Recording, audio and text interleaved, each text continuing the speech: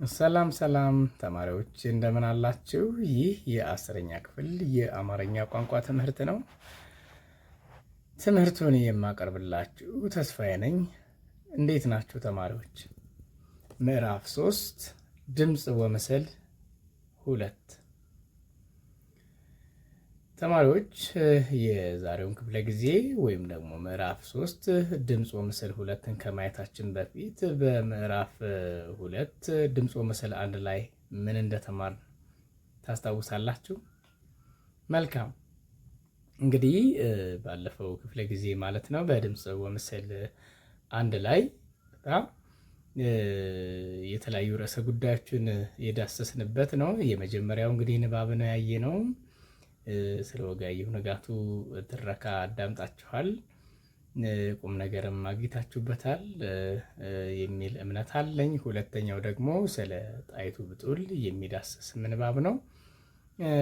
በዛውም ደግሞ ቃለ መጠይቅ ምንድን ነው፣ እንዴት እንዘጋጃለን የሚለውን ተማምረናል። ለምሳሌ በቃለ መጠይቅ ጊዜ በመግቢያ ላይ ተጠያቂው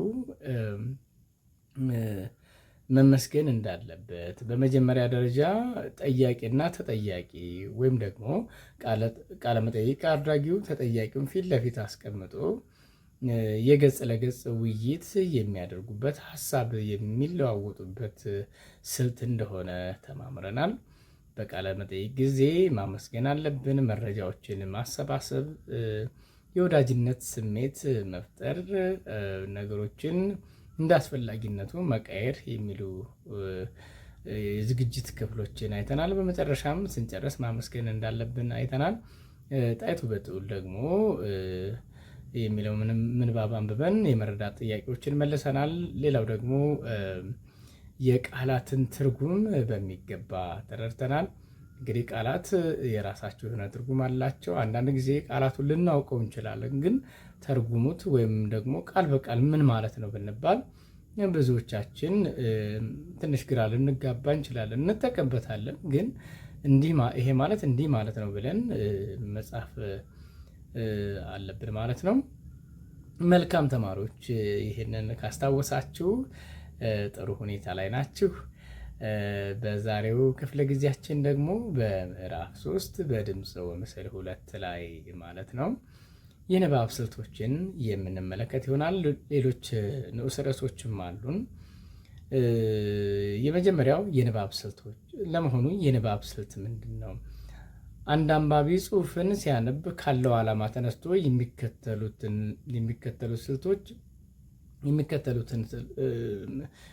ስልቶች ሊጠቀም ይችላል። የሚከተሉት ነው የሚለው የሚከተሉትን ነው መሆን ያለበት። አንዳንድ ጊዜ በጣም ቃላት ግድፈቶች ታያላችሁ። ፊደል ግድፈት ወይም ቃላትም ሊኖር ይችላል። አንባቢ ጽሑፍን ሲያነብ ካለው ዓላማ ተነስቶ የሚከተሉትን ስልቶች ሊጠቀም ይችላል ይላል። የማንበባችን ዓላማ ምንድን ነው? እነዚህ ነገሮች በጣም ወሳኝ ናቸው። የንባቡ ዓላማ የንባቡን ዓላማ መሰረት አድርገን የንባቡን ዓላማ መሰረት በማድረግ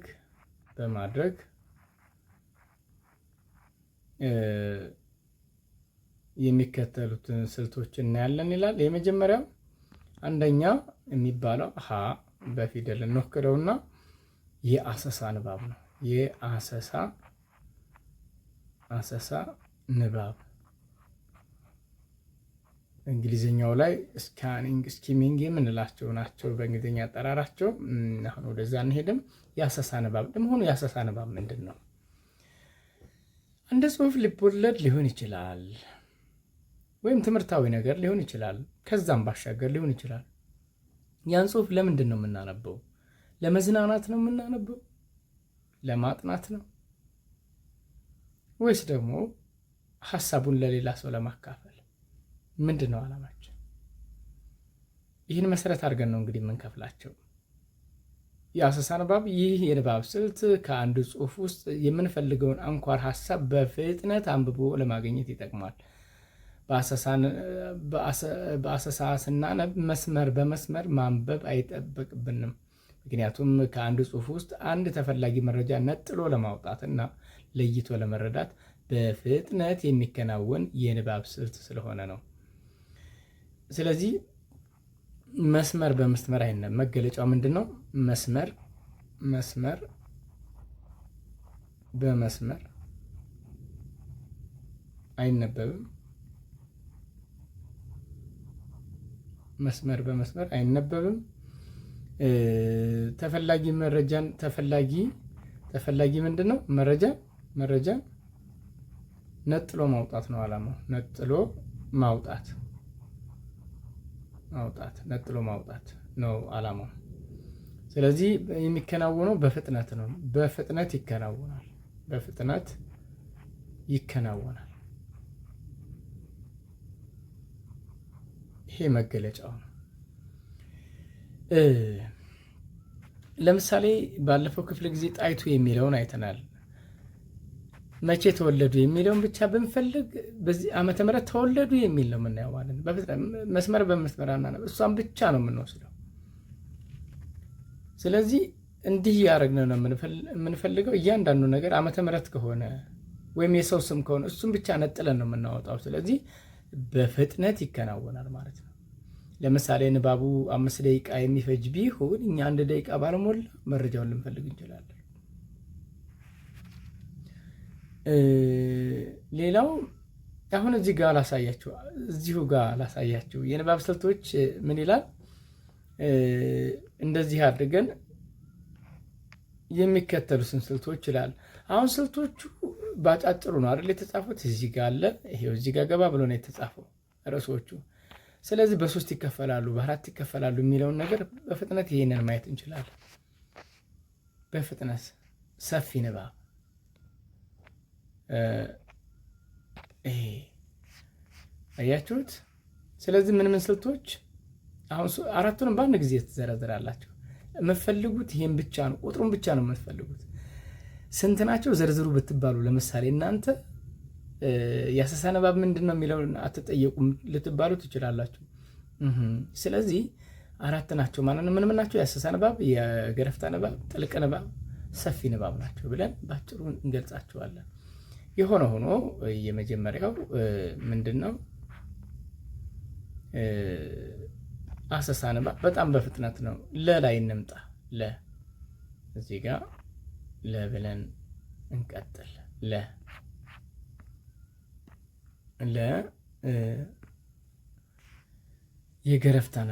የገረፍታ ንባብ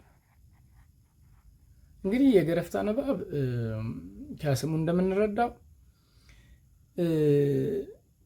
ከቀረበ አሃዱ ውስጥ በአንድ ጊዜ በርከት ያሉ ቃላትን በአይናችን በመቃኘት ጠቅለል ያለ መረጃን ለማግኘት የአንባቢውን በራስ የመተማመን ብቃት ለመገንባትና ለፈተና ዝግጅት የተደረገ ንባብን ለማስታወስ ወዘተ የምንጠቀምበት የንባብ አይነት ነው። በአንድ ጊዜ በርከት ያሉ ቃላትን በአይናችን በመቃኘት ጠቅለል ያለ መረጃን ለማግኘት የአንባቢውን በራስ የመተማመን ብቃት ለመገንባት ለፈተና ዝግጅት የተደረገ ንባብን ለማስታወስ ወዘተ የምንጠቀመው። እዚህ ጋር ለምሳሌ እናንተ 4ቱን በአንድ ጊዜ ነቅሳችሁ አውጣት በጣም በፍጥነት። ከዛ ደግሞ የአሰሳ ንባብ ምንድን ነው፣ የገረፍታ ምንድን ነው፣ ጥልቅ ንባብ ምንድን ነው የሚለውን ነገር በፍጥነት ነው የምናየው፣ በፍጥነት። ስለዚህ በአንድ ጊዜ 3-4 ነገሮችን እናያለን። ሙሉን ለማስታወስ ያክል ነው፣ አንብበነዋል ግን ለማስታወስ ነው። ለምሳሌ ለፈተና እናንተ 50 ገጽ ያለው አንድ የትምህርት አይነት ሊሆን ይችላል። እንግሊዝኛ እንኳ በጠቅላላ እውቀትም የሚሰራ ሊሆን ይችላል። አንዳንድ ጊዜ ግን ለምሳሌ ሌላ ትምህርት ልውሰዳችሁና የስነ ህይወት ትምህርታችሁ ወይም ደግሞ የባዮሎጂ ትምህርታችሁ እና የታሪክ ትምህርት ወይም ሂስትሪ የምንለው እነሱን 50 ገጽ ለምሳሌ እንድታነቡ ብትጠየቁ 50ውን ጨርሳችሁታል፣ አንብባችኋል። ለፈተና ሲቀርብ የመረሳት እድል ስላለው ብዙ ጊዜ ከሆናችሁ በፍጥነት ታዩታላችሁ። ግን ብዙ ነገሮችን ነው የምናየው፣ ብዙ ነገሮችን። ለምሳሌ የኢትዮጵያ ታሪክ እዛ ጋር ሊኖር ይችላል። የሁለተኛ የዓለም ጦርነት ታሪክ ሊኖር ይችላል በዛ በ50 ገጽ ውስጥ። እነዛ ነገሮች በፍጥነት ነውና ለማስታወስ ወዘተ የምንጠቀምበት የንባብ አይነት ነው። ስለዚህ ለማስታወስ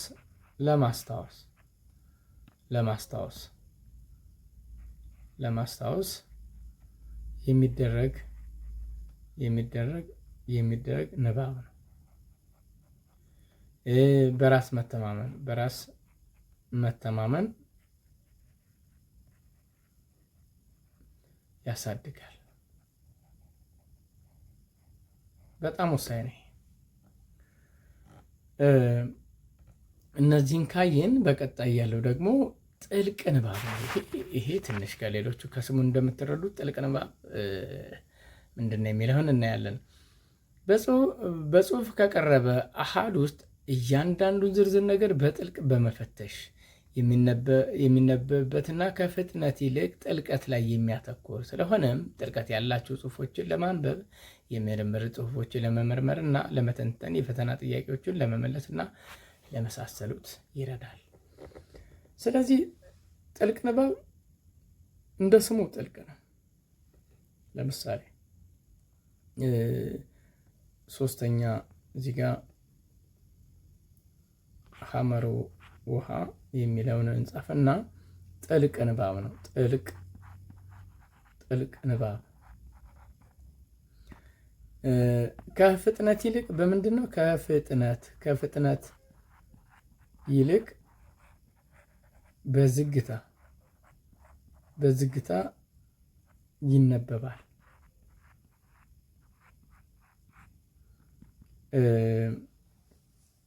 እዚህ ጋር ጥልቀት ያለው ሀሳብ ላይ ያተኩራል። የምርምር ጽሁፎችን ሀሳብን ወይም ጽሁፍን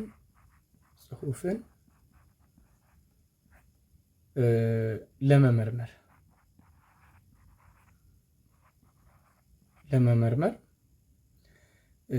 እንጠቀምበታለን። ሌላው ለመተንተን ለትንተና እንጠቀምበታለን። በጥልቀት ነው የምናየው። እነዚህ ሁሉ በጥልቀት ይነበባሉ፣ በጥልቀት ይከወናሉ። መጣደፍ ጥድፊያ አይታይበትም። ጥድፊያ በደንብ ልታሰምሩበት። ጥድፊያ አይታይበትም።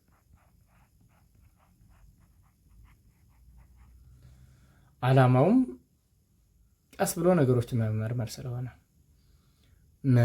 ወይም የመጨረሻው ምንድን ነው? ሰፊ ንባብ። ከስሙ እንደምትረዱት እንግዲህ ሰፊ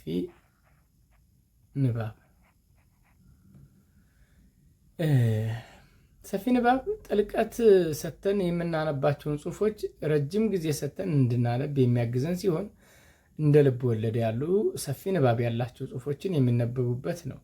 የምናነበውም ለመዝናናት ወይም አዳዲስ ቃላትን ለማወቅ ሊሆን ይችላል። የኛው ሰፊ ንባብ ጥልቀት ሰተን የምናነባቸው ጽሁፎች ረጅም ጊዜ ሰተን እዚህ ጋ ከስሙ እንደምትረዱት በጥልቀት የምናነበው በጥልቀት ነው የምናነበው። ጊዜ ሰተን ማንበብ ነው። ይሄኛው ጊዜ እንሰጣለን። እኛው በጥልቀት ከጨረስ ነው በጥልቀት ነው የምናየው፣ እንመራመራለን። ከዛ በኋላ ግን የምናነባቸውን ጽሁፍ ረጅም ጊዜ ሰተን እንድናነብ የሚያግዝ ረጅም ጊዜ ራሱ ምንድነው? እዚች ጋር ረጅም ነው። ሰፊ ንባብ ነው። ለምሳሌ ለመዝናናት ሊሆን ይችላል። አዳዲስ ቃላትን ለማወቅ ሊሆን ይችላል። ጥቅም የዚህ ጥቅም ምንድነው? አንደኛ ለመዝናናት፣ ሁለተኛ አዳዲስ ቃላትን ለማወቅ ቃላትን ምሳሌ ነው። ቃላትን ለማወቅ በጣም ግልጽ ላድርግላችሁ። ጥልቅ ንባብ ከፍጥነት ይልቅ በዝግታ ይነበባል። ሀሳብን ጽሑፍን ይመረምራል፣ ይተነትናል። ይሄ ተረድቻለሁ፣ ይሄ ከዚህ አንጻር ይተነተናል፣ ይገለጻል ብለን ትንተና ልናቀርብ እንችላለን። ሰፊ ንባብ ደግሞ ያንን የተነተነውን ነገር ወይም የሚተነተነውን ነገር ረጅም ጊዜ ወስደን እንድናየው ይጋብዛል። ስለዚህ ከጊዜ አንጻር ይሄኛው ረጅም ጊዜ ይወስዳል። ሰፊ ንባብ የምንለው ጊዜ፣ ቦታ፣ ብዙ ነገር ይፈጃል። ስለዚህ የንባብ ስልቶች እንግዲህ እንደ ንባብ አጠቃቀማችን እንደ ዓላማችን በአራት ይከፈላሉ ማለት ነው። የአሰሳ ንባብ፣ ገረፍ ገረፍ ንባብ፣ ጥልቅ ንባብ እና ሰፊ ንባብ ብለን እንጠራቸዋለን። የሚከተሉትን ጽሑፍ በአሰሳ ንባብ ስልት ካነበባችሁ በኋላ መምህራችሁ ለሚጠይቋችሁ ጥያቄዎች በጽሑፍ መልሱ ይላል። የሚከተለውን ጽሑፍ በአሰሳ ንባብ ስልት ካነበባችሁ በኋላ መምህራችሁ ለሚጠይቋችሁ ጥያቄዎች በጽሑፍ መልስ ስጡ ይላል። እንግዲህ ይህንን ጽሑፍ አሰለፍ ሞት ሸቶኛል ምን ይሻለኛል የሚል ነው። እርሱ አሰለፍ የሚላት አሰለፈች ሴት ልጅ ወልዳ ሁለተኛውን ልጇን ነፍሰ ጡር ነበረች። አንድ ምሽት ወጣቷን ሚስቱን አሰለፍ ብሎ ጠራት። እርሷም አቤት ውዴ አንተነህ ዘመዴ ብላ የሚላትን ለመስማት አጠገቡ ቁጭ አለች። ጊዜው 1943 ዓመተ ምህረት ነው። ዘንድሮ አላት። እንዲህ እያለ ይቀጥላል እና ይህን ታሪክ የሚተርከው ወይም ደግሞ የማን ታሪክ ነው? ባጭሩ የማንን ታሪክ ያወራናል? እስኪ በአሰሳ ንባብ በፍጥነት እንግዲህ መካከል ድረስ ላንብብላችሁና ዘንድሮ እንደምሞት ታውቆኛል። ያደግኩት በችግር ስለሆነ ልጆቼ ቢቸገሩ እንዳታዝኝ። የምትወልጁ ልጅ ወንድ ሆኖ ከተወለደ ዓለም በቃይ ብለሽ ስም አውጭለት። እንዲህ እያለ ይቀጥላል እና ይህንን ያደረገው ሰዓሊ ማን ነው? እስኪ በፍጥነት የማንን ሞት ነው የሚያስረዳው? ይህ ሞታለሁ ያለው ማን ነው? በአሰሳ ንባብ በፍጥነት ስም መፈለግ ነው ማለት ነው። እንደ አይነት ነገር ሲገጥመን ታሪኩ የቀረበው በስንት ዓመተ ምህረት ነበር? አያችሁት? 2 ዓመተ ምህረት ነው። አንደኛው ጊዜው 1943 ዓመተ ምህረት ነው። የዚህ ታሪክ የቀረበው ግን በሌላ ዓመት ነው። ለምሳሌ ይህ በዳሰሳ እንዲህ በማየት መስመሩን በማየት ብቻ ማንበብ ይቻላል። ስለዚህ የአሰሳ ንባብ፣ ጥልቅ ንባብ፣ ሰፊ ንባብ ይሄ ለምሳሌ ያንድን ስዕል ወይም ደግሞ ያንድን ድርሰት ስዕላዊ በሆነ መንገድ መረዳት እንዴት አድርገን ነው ገጸ ባህሪያትን የምንስለው? በዕለቱ ለምሳሌ አርቲስት ስንሆን ከፖለቲካ ከተለያዩ ነገሮች ጋር ስናገናኘው ለምን ምክንያት ይሆነናል? ያ ዘመንስ መቼ ነው የሚለውን ነገር በጥልቀት መመርመር ካስፈልገን ጥልቅ ንባብ ብለን ልንጠራው እንችላለን። ሌላው ገረፍ ገረፍ በእያንዳንዱ ነገር የተገለጹትን 2-3 ነጥቦች መዳሰስ ነው። ሰፊ ንባብ ደግሞ ለመዝናናት ለረጅም ጊዜ ወስደን ይህንን መደጋገም ነው እና ከዚ አንጻር ጥያቄዎችን ልትመልሱ ትችላላችሁ። ክፍል 4 ጽሕፈት ነው። የተለያዩ አረፍተ ነገሮችን በመጠቀም የኢትዮጵያ ሴቶች በሀገር እድገት ላይ ያላቸውን ተሳትፎ የሚያሳይ 2 አንቀጽ ጻፉ ይላል። ከላይ ጣይቱ ብጡል በሚል ርዕስ የቀረበውን ሀሳብ በአንድ አንቀጽ አጠቃላችሁ ጻፉ ይላል። አሳጥሮ መጻፍ አንዱ ክህሎት ነው። በነገራችን ላይ ዋና ዋና ሀሳቦችን መጥቀስ ይቻላል። ለምሳሌ ድህረ አድዋ ከአድዋ ጦርነት በኋላ ወይም ቅድመ አድዋ ጣይቱ ማናቸው የሚለውን በአጭሩ ልንገልጽ እንችላለን። ከአድዋ በኋላ ምን አደረጉ? በአድዋ ጦርነት ጊዜ ምን አደረጉ? በመጀመሪያ የት ተወለዱ? እንዲህ ዋና ዋና ሀሳቦችን ብቻ መንደርደሪያ አረፍተ ነገሮችን ብቻ መውሰድ ዋና ዋና ሀሳቡን አሳጥራችሁ መጻፍ ትችላላችሁ። እስኪ ሞክሩት እናንተ። ቀጥሎ 3 አንቀጽ ያለው ድርሰት ቀርቦላችኋል፣ 2 ተጽፎላችኋል። እናንተ ደግሞ የመጨረሻውን ነው የሚለው የመጨረሻውን ለማለት ነው። የመጨረሻውን እዚህ ጋር የቃላት ስህተት ነው ይሄኛው። ላሳያችሁ። እቺ ናት እንግዲህ ይህንን ለማድረግ ላሳያችሁ ስለፈለኩ ነው እዚህ ጋር። መልካም አንድ ቃላት ብቻ ነው የተፈለገው። ነገር ግን ለማስመር ስላልተመቼ ነው። ለማንኛውም እዚህ ጋር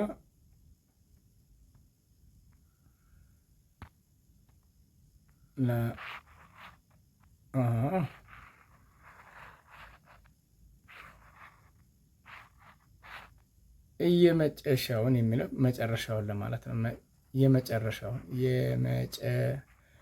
የመጨረሻውን ለማለት ነው። በዚህ ያስተካክሉት እንዲያሰምርላችሁ ለማድረግ ነው። ከታች ላሰምርላችሁ ስለፈለኩ ነው። ለማንኛውም ግን እዚህ ጋር ከነዚህ ውስጥ ይችኛዋን ብቻ ለይተን የመጨረሻውን ለማለት ነው። እስኪ እንየው። በዚያ ለጋ ዘመኔ ወዜ ከፊቴ ላይ ሳይመጠጥ ተንኮልና ነገር በልቤ ውስጥ ባሰረጸበት እድሜ በከብት አጋጅነት ወላጆችን እረዳ ነበር። ይህ አንድ ሰው ታሪክ ነው። የዛሬውን ያድርገውና በዚያ ሙያ የማለት በከብት እረኝነት ወይም አጋጅነት እንደማለት ነው። በዚያ ሙያ ከመጠን በላይ ደሰት እንደነበረ ዛሬ ከተሜ ስለሆንኩ ልክደው አልችልም። ፀሐይ ፍንጥቅ ስትል ከብቶችን ከበረት አውጥቼ በቁልቁሎትና በአግድመቱ እያንጋጋሁ ወደ ማሰሪያው መስክ ይዤ ሲሄድ አእምሮዬ ፍጹም ንጹሕ በሆነ የደስታ ውሃ ይታጠብ ነበር። ይገርማል። የደስታዬ ምንጮች ብዙ ነበሩ። የነፋሱ ፉጨት፣ የወፎቹ ዝማሬ፣ የወንዞቹ አወራረድና የአበቦቹ ሽታ በተፈጥሮ የሰጡኝ አስደሳች ባልንጀሮቼ ነበሩ። በተፈጥሮ የሰጡኝ በቀትር ጊዜ የፀሐይ ኃይል በጣም አቃጣይ ሲሆን ከብቶቹን በውሃ አረካቸው ነበር። በዛሬው መስታወት ወደ ኋላ ሳየው በጣሙን እገረማለሁ። ይሄ በጣም መሳጭ የሆነ ታሪክ ነው። እናንተ ደግሞ እስኪ ጨምሩበት፣ ወይም ደግሞ የራሳችሁን ሀሳብ በማስገባት ወይም የእናንተን ተኩትና እዚህ ጋር ልጅነታችሁ እድገታችሁ ምን ይመስል ነበረ? እናንተም የኋላውን መስታወት በማየት በደንብ ልትገልጹት ትችላላችሁ። ለእናንተ ክፍት ይሁን። ጨርሱት። ክፍል 5 ቃላት መዝገበ ቃላዊና አውዳዊ ፍቺ ይላል። እዚህ ጋር ቃላቶች ተዘርዝረዋል። እነዚህን ቃላቶች እናያለን በሚገባ። የመጀመሪያውን እስኪ እንመልከት። ቁንጮ ምን ማለት ነው? ለመሆኑ ቁንጮ ምንድን ነው? ቁንጮ እንግዲህ የተለያየ አውዳዊ ፍቺ ሊኖራቸው ይችላል። ነገር ግን መዝገበ ቃላዊ ፍቻቸውን እናያለን ማለት ነው። ስለዚህ የቃላት ፍቺ እንበለውና እዚህ ጋር የቃላት ፍቺ መዝገበ ቃላዊ ወይም አውዳዊ ፍቺ ሊኖራቸው ይችላል። ቁንጮ ማለት ሁለት ትርጉም አለው። ቁንጮ አንደኛ ዋና እንደማለት ነው። ዋና ቁንጮ እሱ ነው። የጥፋት ወይም የሴራው አካል ቁንጮ እሱ ነው። ዋና ወይም መሪ እንደማለት ነው ቁንጮ ስንል። ሁለተኛው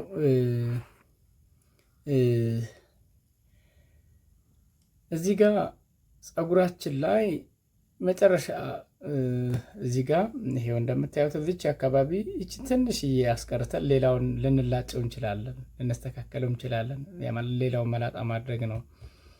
እሷ ከፊት ያለችው ነገር ቁንጮ ትባላለች።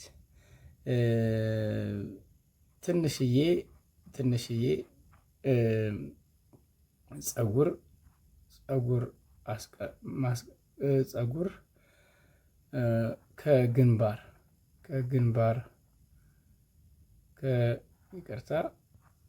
ከግንባር አካባቢ በማስቀረት ከግንባሩ አካባቢ በማስቀረት ሌላውን መላጨት በተለይ ለህፃናት የተለመደ ነው ማለት ነው እና ቁንጮ እንላለን። እንግዲህ እንደ አውዱ ነው። አሁን ይሄን ሲባል ምን ማለታችን ነው? አውድ በጣም ወሳኝ ነው ማለት ነው። ስለዚህ የተጠቀምነው ለየትኛው ነው? ዋና መሪ ነው። ለምሳሌ ለነገሮቹ እሱ ዋና ቁንጮ እሱ ነው። የዚህ ሁሉ ነገር ጥንሳሽ፣ የዚህ ሁሉ ከፊት ለፊት ሆኖ የሚያበላሸው ወይም ቁንጮ እሱ ነው ልንል እንችላለን እና እንደ አውዱ ልንተረጉመው እንችላለን። ስለዚህ ይሄንን አንደኛ እንበለው ወይም ደግሞ በተለየ ምልክት በሃሽታግ ምልክት እናድርገውና እንደዚህ እያደረግን እንጽፈዋለን። አምበልጋ አብዛኛዎቹ የምታውቋቸው ናቸው።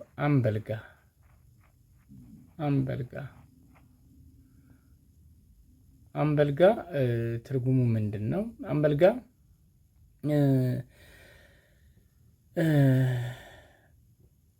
ያልተቀጣ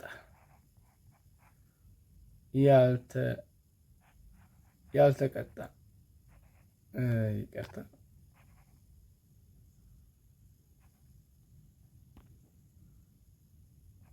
ያልተቀጣ እንደማለት ነው። ህግና ስርዓትን የማያውቅ ህግና ስርዓትን ይችኛዋ ስናት የምትሆነው ህግና ስርዓትን የማያውቅ ወይም ባለጌ ምን ተብሎ ይጠራል? አምበልጋ ተብሎ ይጠራል ማለት ነው። ይሄ ነው ትርጉሙ። ፈሪ ወይም ቡቡ ፈርጣጭ የሚል ትርጉም ይኖራል። ፈሪ ወይም ምን ልንል እንችላለን? ቡቡ የሚፈረጥ ፈርጣጭ እንደ አይነት ትርጉም አለው። እነዚህ እንግዲህ የተለመዱ ትርጉሞቹ ናቸው። እናንተ ባገኛችሁት አውድ ልተረጉሙት ትችላላችሁ። ሌላው መልቲ ምን ማለት ነው? እንግዲህ ይህንን ብዙ ጊዜ በንግግር ውስጥ ይደመጣል። እከሌ እኮ መልቲ ነው እንላለን። ተንኮለኛ መልቲ ስንል እዚህ ጋር አንድ ሰው መልቲ ነው ከተባለ ተንኮለኛ እንደማለት ነው። ተንኮለኛ ወይም አታላይ የሚል ትርጉም አለው ማለት ነው። አታላይ ማለት ነው መልቲ ማለት። ተቆራመደ፣ ተቸገረ እንደማለት ነው። ተቆራመደ፣ ተጎሳቆለ፣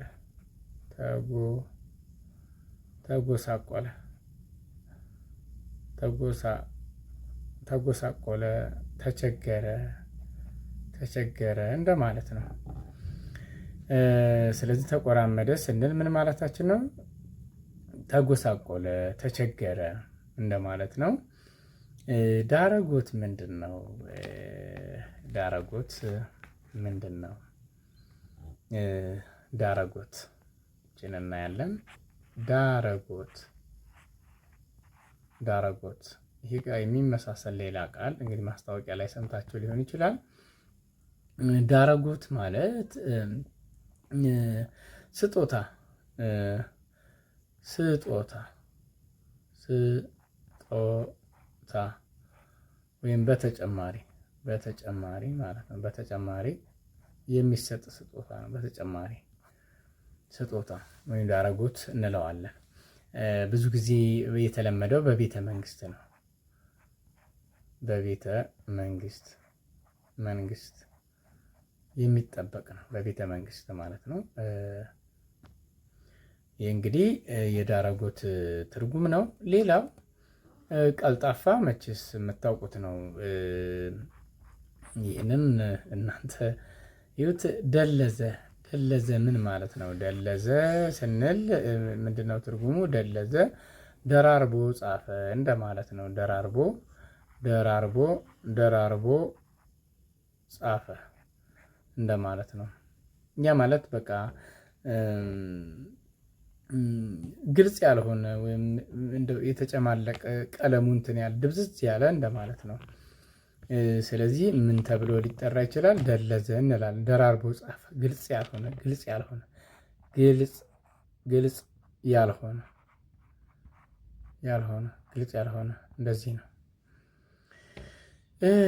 ሌላው ረጃ ምንድን ነው? ረጃ እንግዲህ የተለያየ ትርጉም አለው። ረጃ ማለት ረጃ ስንል ረጃ የመጀመሪያ ትርጉሙ ተስፋ አለይታ እንደማለት ነው። አለይታ። ሌላው ትርጉሙ ደግሞ እንደየአካባቢው ነው የሚለያየው። በእርግጥ እኔ በማውቀው ረጃ አራተኛ ደረጃ ቡና ነው። ግን ብዙ እንደየባህሉ ሁለተኛ ላይ የሚፈላም ቡና ረጃ ነው ይላል። ለምሳሌ ከሳቴ ብርሃንን ስታዩ ግን የመጀመሪያው አቦል፣ ሁለተኛው ቶና፣ በረካ፣ ረጃ እያለ ነው የሚቀጥለው ይላሉ። እንግዲህ የቡና ስርዓት አዋቂዎች እንግዲህ የቡና አፈላል ደረጃ ነው ባጭሩ። የሚያስማማንን ልንገራችሁ። የቡና አፈላል ደረጃ እንደየባህሉ ሁለተኛ ወይም አራተኛ ሊሆን ይችላል። ይህን ክፍት ላድርገው ትርጉሙን። ሌላው ምን ማለት ነው? ሲራክ ለመሆኑ ይህንን እንግዲህ በደንብ ሲራክ ማለት እንደ በክርስትና ሃይማኖት መጽሐፍ ላይ መጽሐፈ ሲራክ የሚባል አለ። መጽሐፈ ሲራክ የሚባል ግን ከዛ ባሻገር ሲራክ ምን ማለት ነው? ሲራክ መጽሐፈ ሲራክ ይላል። ምን ማለታችን ነው ታዲያ? መጽሐፈ ሲራክ ማለታችን እዚህ ጋር በጣም ብዙ ትርጉም አለው። በነገራችን ላይ ሲራክ የሚለው ብልህ ሰው፣ ጥበበኛ።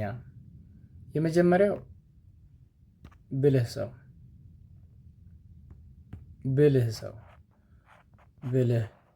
ሰው ጥበበኛ እንደማለት ነው። ሲራክ ማለት ሌላው ሲራክ ጽሕፈት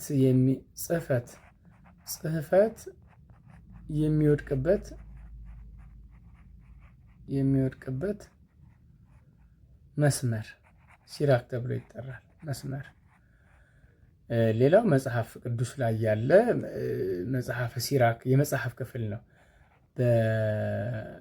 የመጽሐፍ ክፍል ባጭሩ የመጽሐፍ ክፍል ነው። እንደወረደ በቁሙ ትርጉሙ እዛ ላይ ስለምናገኘው ሀጫ በረዶ ይመስላል። በጣም የነጻ እንደማለት ነው። ይህንን የምታውቁት ስለሆነ በየንግግሩ ላይ በሚከተሉት አረፍተ ነገሮች ውስጥ ለተሰመረባቸው ቃላት አውዳዊ ፍቻቸውን ጻፉ ይላል። አሁንም የቃላት ፍች ላይ ነው ያለነው ውድ ተማሪዎች። ወጣቱ ትውልድ የአባቶቹን ታሪክ ያድሳል። አውዳዊ ፍቻቸው ወይም እንዳገባባቸው ማለት ነው። ምን ማለት ነው? ያድሳል ስንል እንግዲህ ያድሳል ምን ማለታችን ነው? ያድሳል እዚህ ጋር ትርጉሙን እናያለን። ወጣቱ ትውልድ የአባቶቹን ታሪክ ያድሳል ስንል ይደግማል፣ ይዘክራል፣ ወደ ነበረበት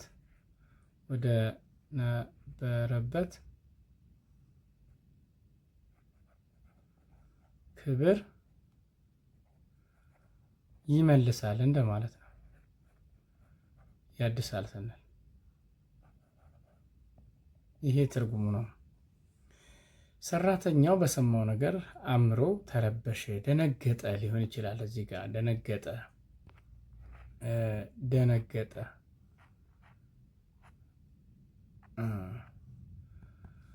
አእምሮ ተረበሸ፣ መደንገጥ፣ ታወከ ይሆናል። መታወክ፣ ታወከ፣ አእምሮ ታወከ እንላለን። ደራሲው የአንባቢውን ልብ የሚነካ ጽሑፍ አቀረበ ይላል። አቀረበ ስንል አነበበ፣ አነበበ፣ ተረከ፣ እንዲህ እያለን መቀጠል እንችላለን። ልጅቷ ከባለቤቷ ጋር በመጣላቷ ጎጆዋ ፈረሰ። አሁን ጎጆ መፍረስ ስንል ቤቱን አይደለም፣ ጎጆዋ ፈረሰ፣ ትዳሯ። ጎጆዋ ስንል ትዳሯ እንደማለት ነው። ትዳሯ ፈረሰ፣ ትዳሯ እንደማለታችን ነው። እዚህ ጋር ሁልጊዜ ሰው በሚልህ ሳይሆን በራስህ መንገድ መጓዝ አለብህ። በራስህ አካሄድ። መንገድ ማለት አካሄድ፣ አካሄድ፣ አስተሳሰብ። በራስ አስተሳሰብ መሄድ አለብህ፣ መጓዝ አለብህ። አስተሳሰብ ይሆናል። መልካም። በላ የሚለውን ቃል ተጠቅማችሁ በተለያዩ አረፍተ ነገሮች ውስጥ በማስገባት ከ5 በላይ አረፍተ ነገሮች ይመስርቱ ይላል። አንድ ሁለቱን ልንገራችሁ። ልጅቱ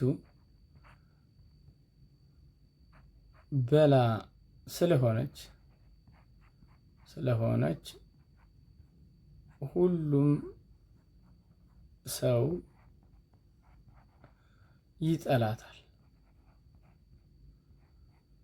በላ ስለሆነች፣ አስቸጋሪ ስለሆነች እንደማለት ነው። ተንኮለኛ ስለሆነች በላ።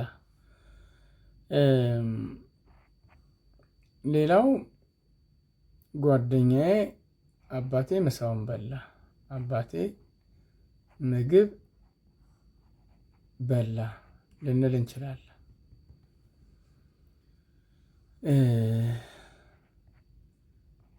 እባክሽ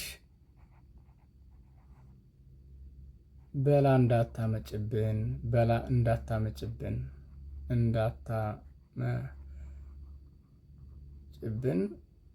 ከዚህ በላይ ባትናገሪ፣ ከዚህ በላይ ባትናገሪ ቢል አንድ ሰው በላ እንዳታመጭብን ማለት ምን ማለት ነው? ይሄኛው መዓት እንዳታመጭብን ወይም ደግሞ መቅሰፍት እንዳይሆንብን እንደማለት ነው። እና እንግዲህ የተለያየ ትርጉም አለው። እናንተ ደግሞ ጨምሩበት።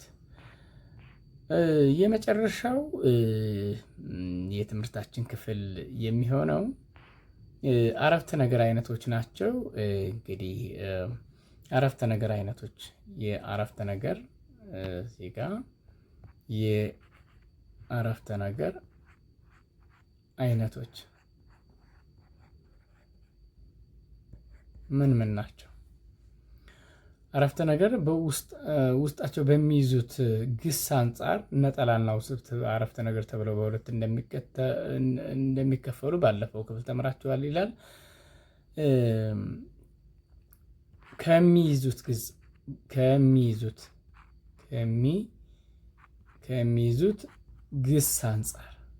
ግስ አንጻር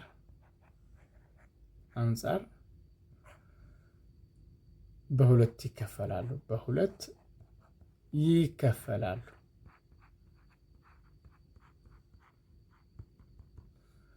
የመጀመሪያው ምንድን ነው? አረፍተ ነገር እንግዲህ ነጠላ አረፍተ ነገር በውስጡ አንድ ግስ የያዘ ነው። የማለት ነጠላና ውስብስብ። ነጠላ። ሁለተኛው ደግሞ ለውስብስብ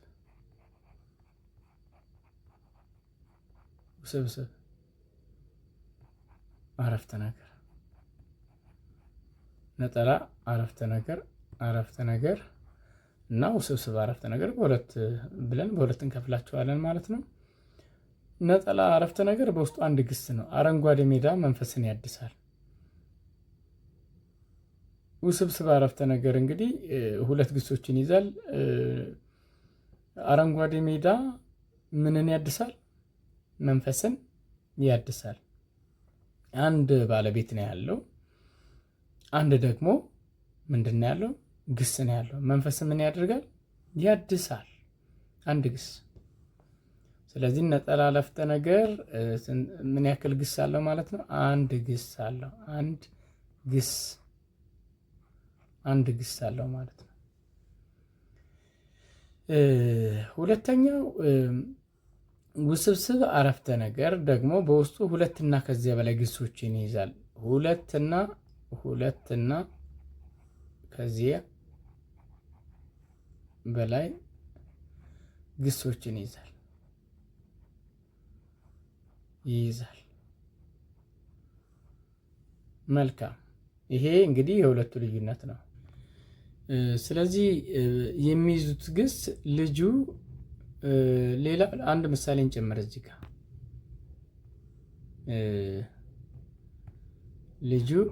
ልጁ ምሳሌ ልጁ በጣም አዘነ።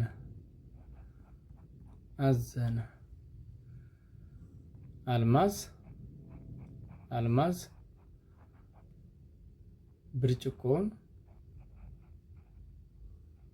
ብርጭቆውን ሰበረችው። እዚህ ጋር እንደምታዩት እንግዲህ አዘነ እና ሰበረችው ምንድን ናቸው? ግሶች ናቸው። ስለዚህ ይሄ ነጠላ አረፍተ ነገር ተብሎ ይጠራል። ነጠላ አረፍተ ነገር ሌላ ስሙ ወይም ተራ አረፍተ ነገርም ይባላል። እዚህ ጋር በሌላ ጊዜ ስታዩት ሌላ እንዳይመስላችሁ ተራ አረፍተ ነገርን ተብሎ ይጠራል። ተራ አረፍተ ነገር አንዳንድ መጽሐፎችን ስታነቡ እንደዚህ አይነት ስም ልታገኙ ትችላላችሁ። መልካም፣ ወደ ሁለተኛው ስንሄድ ሁለት ግሶች አሉት ብለናል። ለምሳሌ ለመግለጽ ያክል መጽሐፋችሁ ላይ ያለውን መጀመሪያ እዚህ ጋር ይችን መጣ፣ ልጁ ትናንት ከባህር ዳር መጣ። ተመለሰ፣ እዚህ ጋር ተመለሰ። አሁን እነዚህ ከመጀመሪያው ከዋናው አረፍተ ነገር የመነጩ ናቸው እና ይሄንን ትናንት ከባህር ዳር የመጣው ልጅ ዛሬ ተመለሰ። ሁለት ድርጊቶች አሉ። መጣ፣ ተመለሰ። ባለቤቱ አንድ ነው። ትናንት ከባህር ዳር የመጣው ልጅ ዛሬ ተመለሰ። በዚህ አረፍተ ነገር ሁለት ነጠላ አረፍተ ነገሮች አሉ። ልጁ ትናንት ከባህር ዳር መጣ፣ ልጁ ዛሬ ተመለሰ። ሌላ ምሳሌ እንመልከት። ሌላ ምሳሌ በራሳችን እኔና ደብዳቤውን ልጁ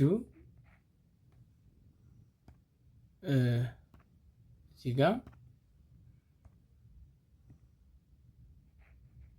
ደብዳቤውን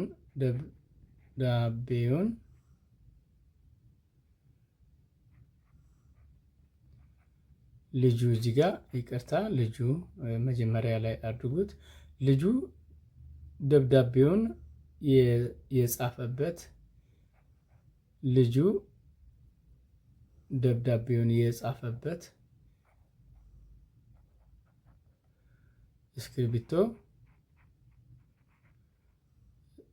እስክሪብቶ ጠፋ ቢባል እዚህ ጋር ሁለት ድርጊቶች አሉ። ልጁ ደብዳቤ ጻፈ። የመጀመሪያው ልጁ ምን አረገ? ልጁ ደብዳቤ ምን አረገ? ደብዳቤ ጻፈ። ለእስክሪብቶ ጠፋ።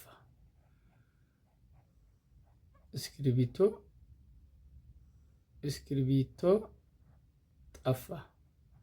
እያችሁት እዚህ ጋር ሁለት ናቸው ማለት ነው። ዋናው ደብዳቤ ጻፈ፣ እስክሪብቶ ጠፋ፣ ወይም የልጁ እስክሪብቶ ጠፋ ማለት ትችላላችሁ።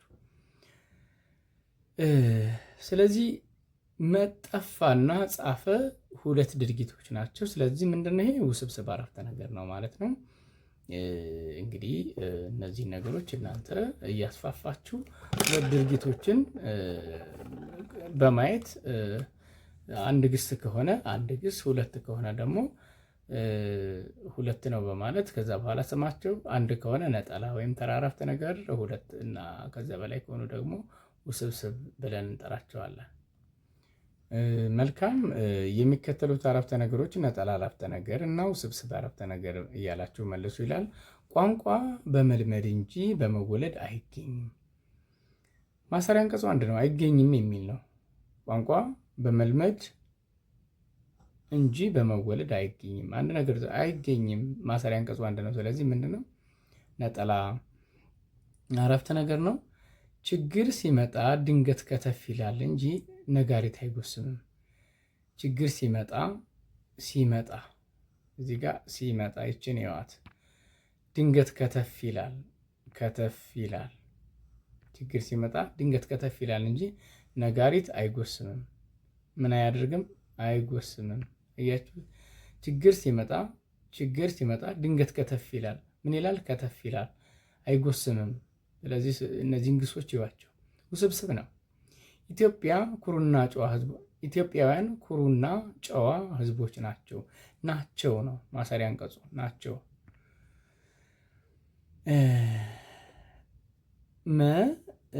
አለማየሁ ከክፍለ ሀገር ትናንት በመኪና መጣ። ማሰሪያ አንቀጹ አንድ ነው።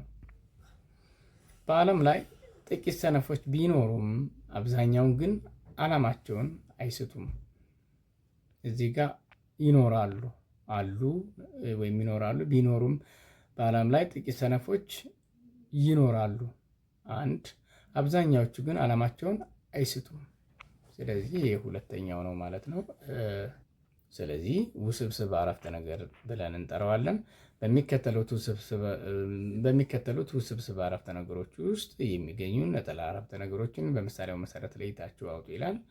አለሚቱ በጧት ተነስታ ቁርሷን ከበላች በኋላ ወደ ትምህርት ቤት ሄደች ይላል። አለሚቱ በጧት ተነሳች፣ ቁርሷን በላች፣ ትምህርት ቤት ሄደች። አለሚቱ በጧት ተነሳች፣ አለሚቱ ቁርሷን በላች፣ አለሚቱ ወደ ትምህርት ቤት ሄደች። እንዲህ ያን መተንተን እንችላለን። ዛፎችና ቅጠሎች ዳንኪራ እየረገጡ ይወዛወዛሉ። ዛፎችና ቅጠሎች ዳንኪራ ይረግጣሉ። ዛፎችና ቅጠሎች ይወዛወዛሉ። እንዲህ ያላችሁ መግለጽ ነው። ቀጣይ በሚከተሉት ቃላት ሁለት ነጠላ አረፍተ ነገር መስርቱና ወደ ውስብስብ አረፍተ ነገሮች ቀይሯቸው ይላል። ጎሰመ፣ ተሸነፈ፣ ተሸፈነ፣ ስራ፣ ፍጥምጥም። እንግዲህ ፍጥምጥም የሚለው ከጋብቻ ጋር የተያያዘ ነው። ጋብቻ ሰምሮ ሽማግሌ ተልኮ ወደ መጨረሻው ገደማ የሚደርስ መስማማት ነው ፍጥምጥም የሚባለው። ምርቃት የምታውቁት ነው። ወላንሳ የሰው ስም ነው።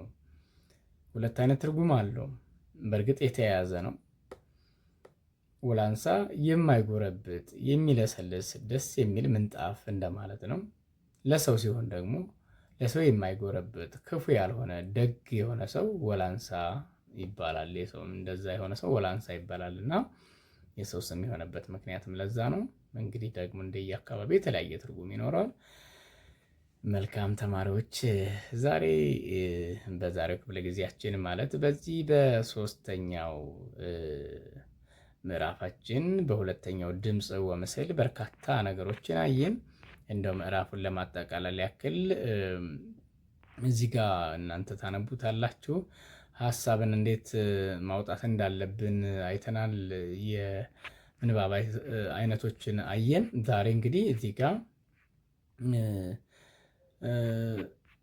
የመጀመሪያው ማለት ነው እነዚህን ከመጀመሪያው ቪዲዮ ያየናቸው ናቸው። በሁለተኛው ደግሞ የንባብ ስልቶችን አይተናል። የንባብ ስልቶች የአራት አይነት ናቸው። የአሰሳ ንባብ፣ የገረፍታ ንባብ፣ ጥልቅ ንባብና ሰፊ ንባብ ብለን አይተናል።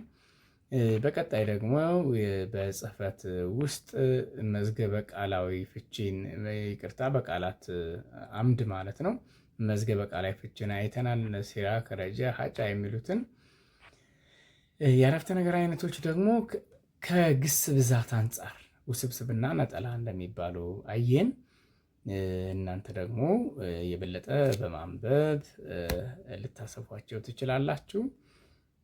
ተማሪዎች የዛሬው ክፍለ ጊዜያችን በዚህ ይጠናቀቃል። በቀጣይ በአዲስ ምዕራፍ በአዲስ ድምፅ ወምስል እስከምንገናኝ ድረስ ይህ ማለት በአራተኛው ምዕራፍ ማለት ነው እንገናኛለን። እስከዛው ድረስ እንደተለመደው አንብቡ፣ ጠይቁ፣ መጽሐፍቶችን ደጋግማችሁ አንብቧቸው።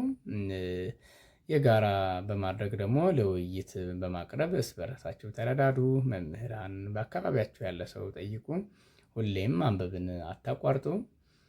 በቀጣዩ ክፍለ ጊዜ እስከምንገናኝ በሰላም ቆዩ። ሰላም ከእናንተ ጋር።